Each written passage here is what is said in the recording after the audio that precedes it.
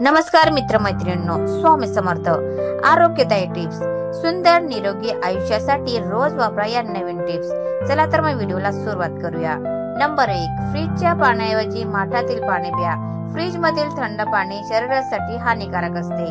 Number 2, एका श्वासात पाणी कधीही पिऊ नये, कारण त्यामुळे छातीत दुखू शकते. नंबर 3, निरोगी राहण्यासाठी आहारातून साखर हद्दपार करा, तसेच मिठाचे प्रमाण कमी करा. सॅलड, दही, ताक इत्यादींमध्ये पांढऱ्या मिठाऐवजी काळे मीठ वापरा.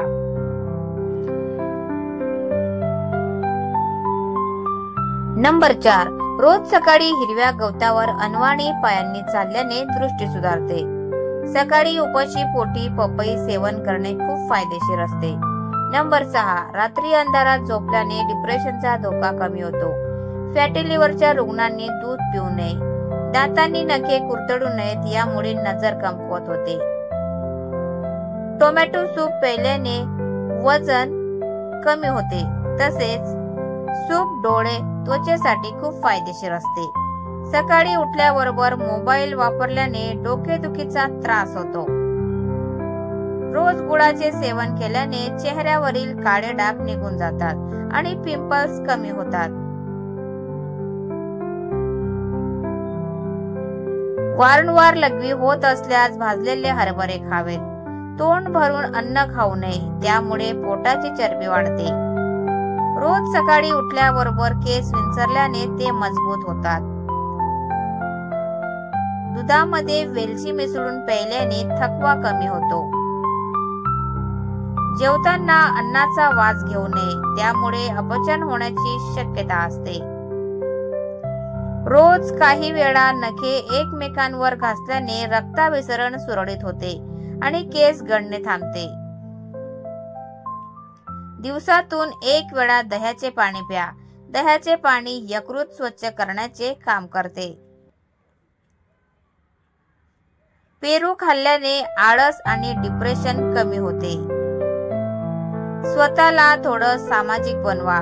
लोकांना भेटा, त्यांच्याशी बोला, यामुळे तुमच्या नात्यांमध्ये प्रेम आणि आपुलकी निर्माण होईल. तुम्ही लोकांपासून अलिप्त राहिल्यास त्याचा तुमच्या मनावर, मानसिक आरोग्यावर विपरीत परिणाम होईल.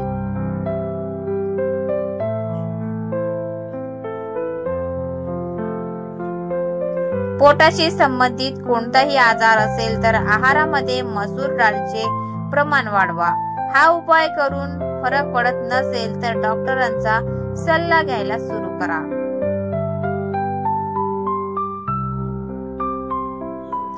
सनस्क्रीन फक्त उन्हाळ्यातच वापरायचे नसते, तर हिवाळा आणि पावसाळ्यातही वापरणे आवश्यक असते. त्वचेचे संरक्षण करण्यासाठी सनस्क्रीन वापरले पाहिजे. आल्याचे पाणी प्यायल्याने शरीरामध्ये जमा झालेले रक्त सुरळीत वाहू लागते. रोज केस धुतल्याने केस गळतीची समस्या निर्माण होते. तांत्रिक सुविधांमुळे आपले आयुष्य सोपे झाले असले तरी त्याचा आपल्या आरोग्यावर नकारात्मक परिणाम होतो, हे विसरून चालणार नाही. यामुळे त्यांच्यावर अवलंबून न राहता शारीरिक क्रिया करा, जसे की शक्य झाल्यास कार किंवा बाईक ऐवजी चालत जा. लिफ्ट ऐवजी पायऱ्यांनी चालत जा, त्याचा वापर करा. यामुळे तुमच्या शरीर लवचिक होईल, तसेच कोलेस्ट्रॉल आणि रक्तदाब नियंत्रणात राहील.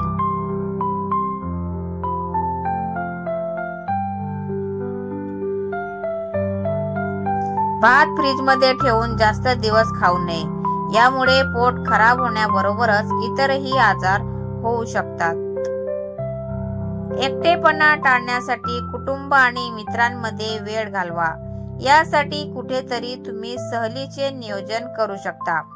शिवाय नृत्य, संगीत, गायन, स्वयंपाक किंवा इतर कोणतेही आवडते काम करू शकता.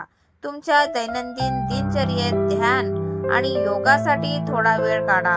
तरी एकटेपणा जाणवत असेल तर तज्ञांचा सल्ला घ्या.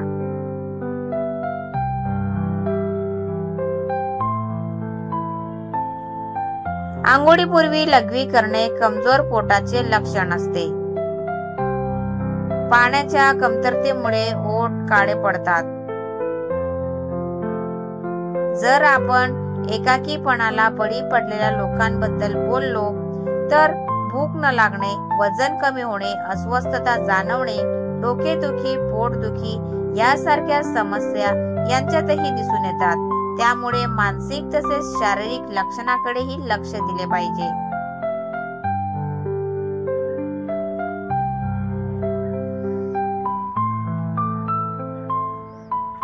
तुम्ही सकाळच्या नाश्त्यामध्ये दलिया, ओट्स, अंडा, रवा, पोहे, फळांचा रस आणि अंकुरित धान्य इत्यादींचा समावेश करू शकता.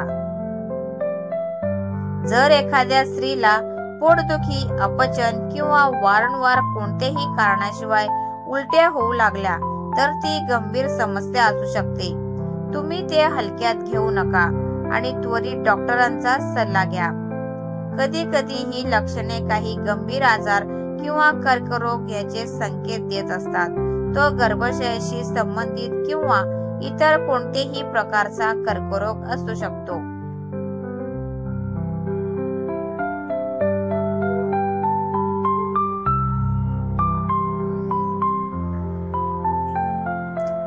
जी लोक घाईघाईने जेवण करतात त्यांना हृदयविकाराचा त्रास होऊ शकतो.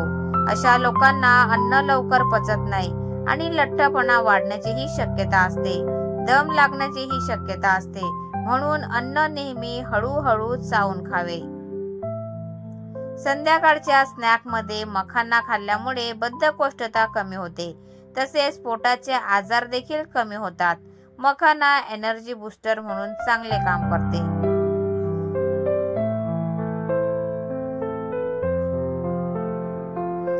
जास्त भात खाल्ल्याने मधुमेह होतो. कोल्ड ड्रिंक्स ऐवजी ताज्या फळांचा रस, लिंबू पाणी, लस्सी, आंब्याचा रस किंवा ऊसाचा रस इत्यादीचे सेवन करा. यामधून शरीराला पोषक तत्व मिळतील. पोटदुखी किंवा जळजळ होत असल्यास पुदिन्याचे सेवन करणे खूप फायदेशीर असते. यासाठी दिवसातून 1 ते 2 वेळा पाण्यात मिसळून पुदिन्याचे सेवन करावे.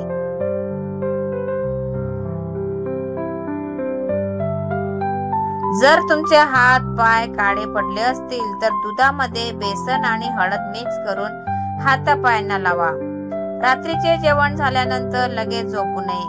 जेवणानंतर काही वेळ फिरायला हवे. रात्रीच्या जेवणानंतर शतपावली करावी किंवा बसावे. अन्न सहज पचते आणि शरीराचे वजन नियंत्रित राहते. चहाचे जास्त सेवन केल्याने दात आणि हिरड्यांवर खूप वाईट परिणाम होतो. जर तुम्हाला घरातून उंदीर हाकलायचे असतील तर घराच्या प्रत्येक कोपऱ्यात कापूर ठेवा. जे लोक भरपूर साखर घालून चहा पितात ते खूप लवकर लठ्ठपणाचे शिकार होतात. रात्री आणि दुपारच्या जेवणानंतर लसणाची 1 पाकळी खाल्ल्याने वजन शीघ्र गतीने कमी होते. ज्यांचे वजन वाढत नाही त्यांनी रोज काजू खावेत. यामुळे वजन वाढण्यास मदत होईल. केळी खाल्ल्याने काही त्रास जाणवत असतील तर केळी खाताना त्यावर थोडे काळे मीठ टाकल्याने बद्धकोष्ठतेसारखे त्रास होणार नाही. दिवसभर कोणत्याही स्वरूपात 1 चमचा दालचिनीचे सेवन केल्यास तुमचे आरोग्य सुधारेल. लसणाच्या पाकळ्या सोललेल्या असो किंवा तशाच असो फ्रीज मध्ये ठेवू नये. लसूण फ्रीज मध्ये ठेवल्याने कोंब फुटू लागतात, चव कमी होते आणि औषधी गुणधर्म नष्ट होतात. जर तुम्हाला थकवा जाणवू लागला असेल तर थोडा गूळ खा. यामुळे तुमची एनर्जी वाढेल. जास्त वेळ झोपू नये. जास्त वेळ झोपल्याने स्मरणशक्ती कमी होते. नवजात आणि 6 महिन्यापेक्षा कमी वयाच्या बालकांच्या शरीराला जीवनसत्वाची जास्त गरज असते. नवजात बालकांच्या शारीरिक आणि मानसिक विकास अतिशय वेगाने होत असतो. अशा परिस्थितीत 6 महिन्यापेक्षा कमी वयाच्या बालकांना काही विशेष जीवनसत्वाची नितांत गरज असते. Vitamin D, vitamin A, iron, calcium, folic acid आणि व्हिटॅमिन सी ही काही महत्त्वाची जीवनसत्वे आहेत जी या वयातील बालकांसाठी खूप महत्त्वाची मानली जातात।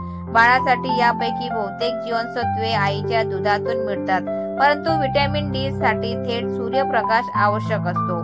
म्हणून नवजात बालकांना दिवसातून एकदा तरी कोवळ्या सूर्यप्रकाशात घेऊन बसा। लोक हिवाळ्यात गरम पाण्याने आंघोळ करतात। थंडीपासून बचावासाठी लोकांना गरम पाण्याने आंघोळ करणे आवडते, परंतु गरम पाण्याने आंघोळ करणे केसांसाठी आणि हानिकारक ठरू शकते। खूप गरम पाण्याने आंघोळ केल्याने केसांचा नैसर्गिक ओलावा निघून जातो, ज्यामुळे केस आणखी कोरडे पडण्याची शक्यता असते। याशिवाय केसांचे नैसर्गिक तेल देखील नष्ट होते, त्यामुळे गरम पाण्याने केस धुतल्याने ते अधिक कोरडे पडण्याची शक्यता असते।